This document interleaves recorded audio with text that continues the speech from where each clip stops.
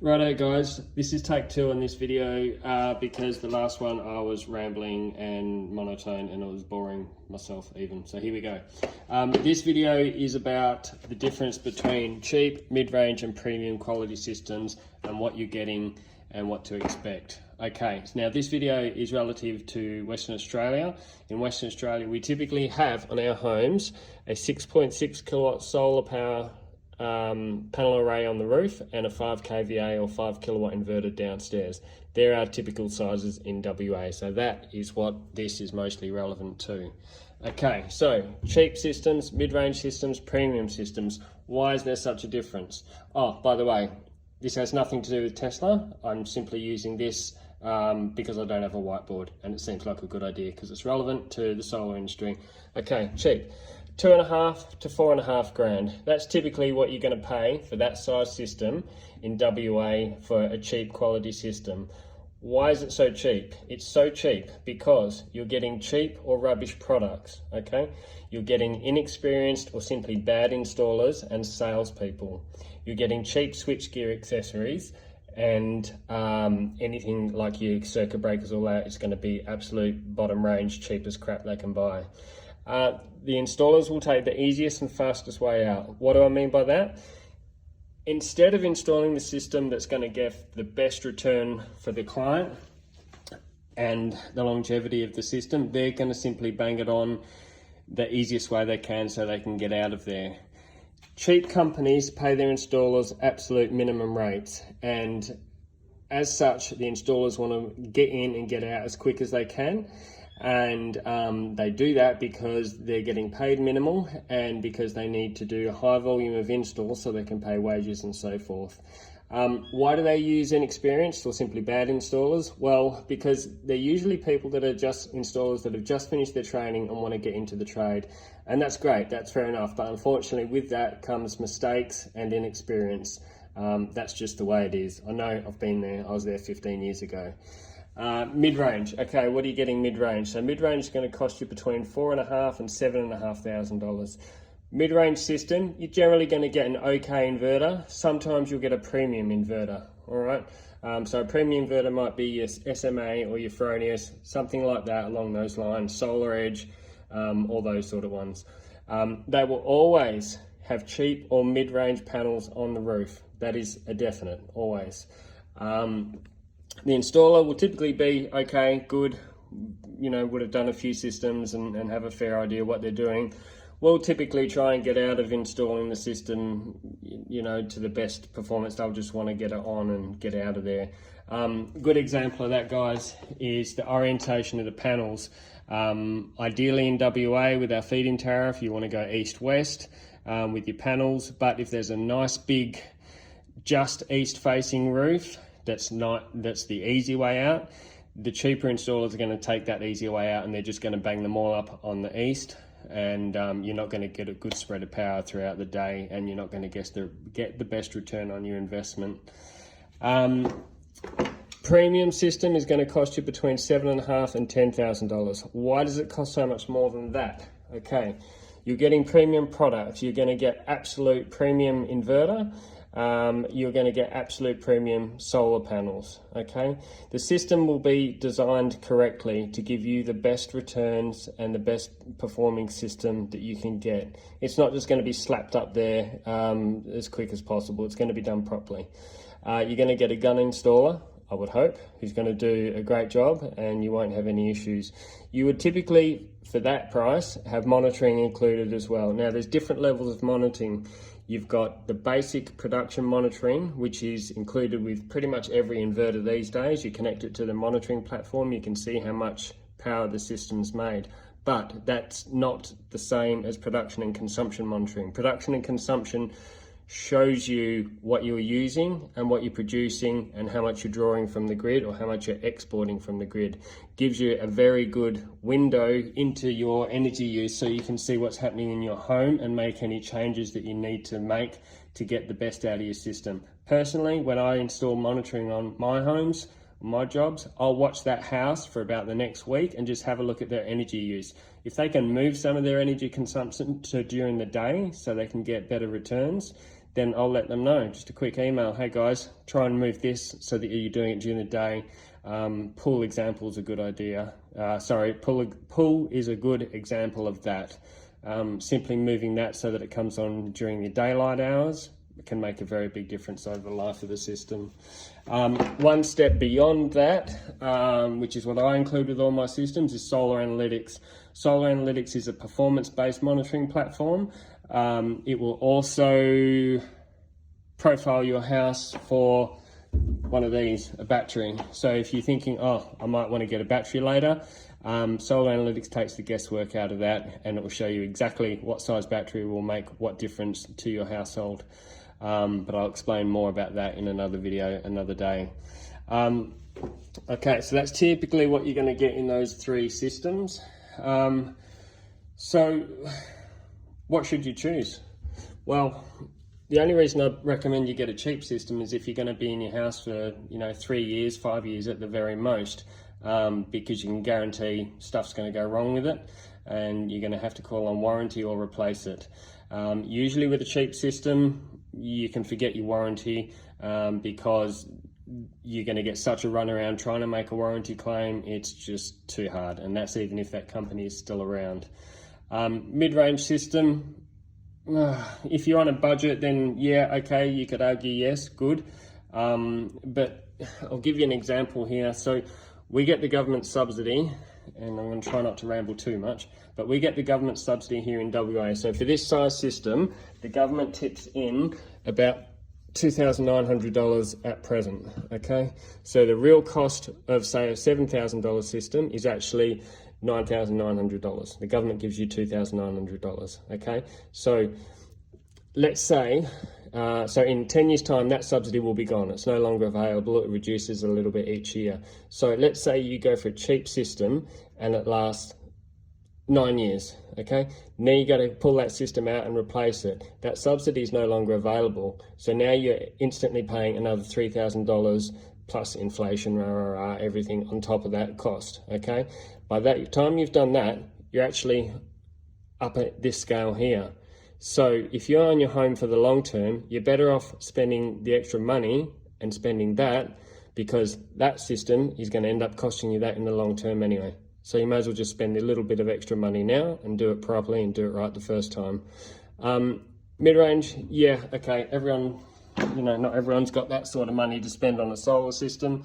If you're going to go for something like that, yeah, by all means do it, but just make sure you're doing your homework and you check the install and check the products and make sure you get what you're paying for, and hopefully you'll get a good run out of it all. Premium system, if you're in your house for the long haul, don't muck around, spend the money now, do it right, do it the first time, okay? You're going to get full transparency of your system, make sure it's performing as it should be, and it's just, do it once, do it right. Okay, warranties aren't all the same. So cheap inverters often offer the same warranty term as premium inverters, but what's the difference? Okay, well, the difference is that making a warranty claim with a cheap company, like I said, they're going to give you the runaround. It's going to be an absolute headache. And here's an example for you. I've got a particular warranty claim at the moment for a system I didn't install on, I won't say the name, on an inverter brand that is very, very commonly used in WA in this sort of price range. Ends with we, okay? You work it out. Anyway, my client has been waiting 10 weeks for the replacement inverter to come. It's a very big system. It's costing him about $200 a week. So bang, straight away, there's $2,000. So when you look at $2,000 on these figures here, you can see again why it makes sense to buy the premium system straight up, because you're not going to get messed around with warranty claims and these sort of companies. Have a look at the companies that you're buying from, okay? Not just the install company, but the products they're using. Check they have a big presence in Australia, okay? That's really important. If they don't have a big presence in Australia, then there's a good chance they're not going to stand by you when you need them to. All right, so warranties, not all of them are the same. Just because A offers the same as C doesn't mean you're actually going to get the result you want, okay?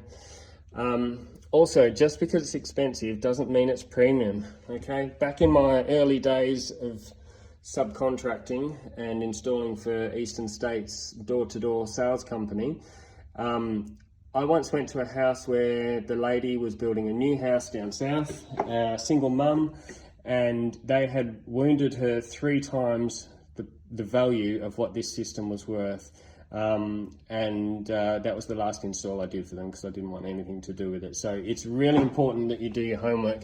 Just because you're paying this sort of money doesn't mean you're getting absolute premium. So do your homework, check on the products, check on the company, make sure that it represents good value for money. Another way you can do that is get multiple quotes for the same products, okay? That way, at least you know you're within cooee of where you should be. Don't necessarily shop for the cheapest quote. Australians have this dog determination to get the cheapest quote. It doesn't necessarily help you. You know, if a company's doing stuff for the bare minimum, there's a good chance that company is not going to be around in 10 years' time to help you when you need them to. So, you know, support the good installers, support the people that are out there for the good of the industry and that sort of thing, okay? Yeah, cheap system may cost more in the long run, government subsidy. So I already jumped to that and explained that. Okay, so we got that. Okay, so what should you do? Use local companies with their own installers. Okay. Ask if accredited. Now, what I mean by that is when you pick up the phone and talk to someone who's trying to sell you a system, ask them if they're accredited, because someone who's designing you and selling you a system should be accredited. There's accreditation for designers and installers, okay? So as a minimum, the person on the end of the phone should have a design accreditation, okay? If they haven't, there's a very good chance they don't actually know what they're talking about, and we find that all too often. Just because something works in the office doesn't mean it's actually going to work on site.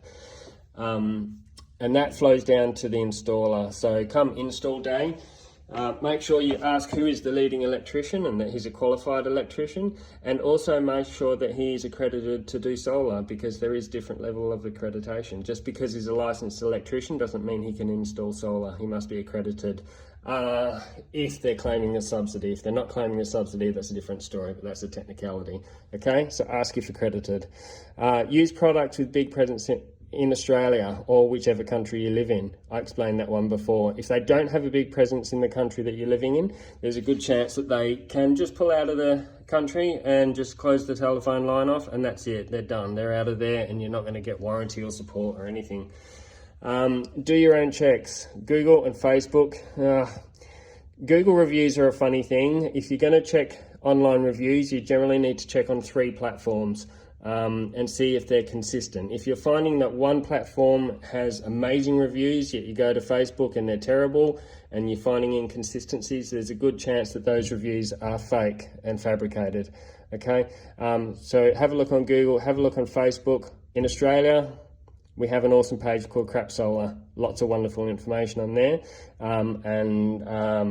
On the opposite of that, we have other pages called Quality Solar and that sort of thing, or Solar Cutters. Have a look on there, enter the products that they're using, enter the company you're using, and just do some checks. See what people are talking about. See what they're saying. Read the fine print on your contract. Okay, many of these companies, in these 2 ones here, they will have a clause which gives them permission to substitute products on the day. So you might think you've paid for XYZ, and they get there and they give you bloody LMNOP. It doesn't mean you're going to get what you thought you were buying, and they have clauses in their contracts saying so. So just check that so that you don't get any surprises on install day. A company up here, a premium company, would never do that. But these guys quite often do it, especially them, every time almost. Don't buy from door-to-door salespeople. Okay, they have no clue what they're doing. They are not invested in the solar industry. They are literally following the script. Same goes for telemarketers, especially if it's an overseas-based telemarketing company. Just don't do it. You're going to get ripped off. It's the biggest warning sign ever. Clickbait, don't get referrals from clickbaits online, okay? Clickbait is there so that they can gather your information and then sell it to a solar retailer. It's called lead generation, and that's what they're doing. So don't do that. Go online. Go on to the Clean Energy Council, and you can search for local installers in your area, and you can find someone like me who is a design installer, and will give you the best end result. That's important, okay? That is one good way to find out who is in your local area and who's invested in the solar industry for the right reasons, okay? So don't do any of those, all right? Don't pay for the system until it's installed. Almost every solar company is going to ask for a deposit, and that's fair enough. Pay the deposit, but don't pay for the whole balance of the system until it's installed, up and running. You have been fully explained how the system works. If it's got online monitoring or free Wi-Fi, they've set it up for you and it's all working, all right? These guys will be super eager to get out of your property as soon as they can and get on to the next one, because they need the volume. They need to get on to the next one, okay? This end, myself included, will take the time to explain the system to you, make sure it's working as it should, make sure it's set up, make sure it's commissioned, show you the app, explain it all to you so that you get the best return on your investment and you're fully aware of what's happening, okay? Hope that was helpful. Reach out to me if you've got any more questions or anything, but I thought this one was important because I get a lot of questions on this one, and yeah, there you go. Thanks.